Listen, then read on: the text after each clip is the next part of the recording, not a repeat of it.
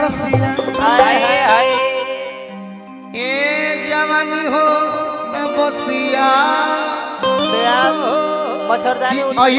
उठावे खाती अरे राजा जी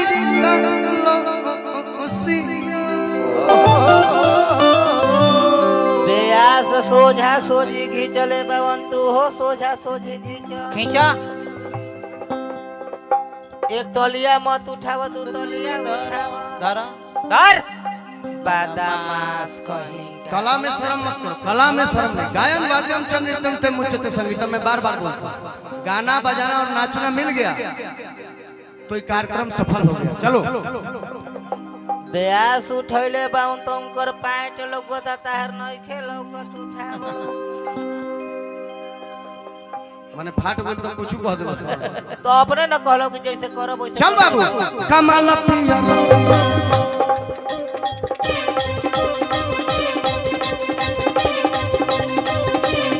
तू हो करा के देख हमें करा के देख हां हां मैं करा के कमाल पिया रसिया जवानी हो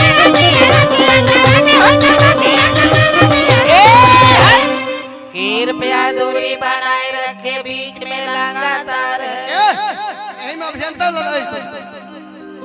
कुंवर जो ले कमाल पिया रसिया जवानी हो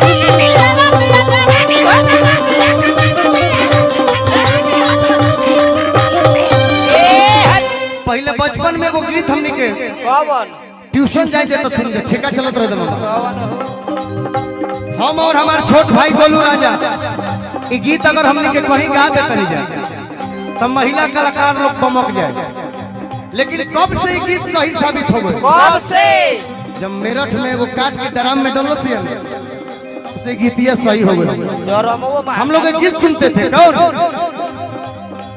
जब प्यास को पानी पिलाया नहीं बाद अमृत पिलाने से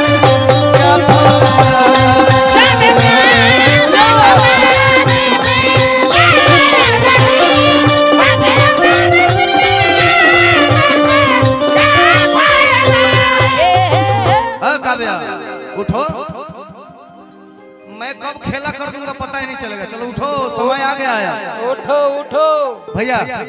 बस वेलकम मेरे बड़े भाई दीपक दिलदार माइक तैयार कर बाबू हो जब प्यास को पानी पिलाया नहीं जब प्यास को पानी पिलाया नहीं बाद अमृत पिलाने से क्या फायदा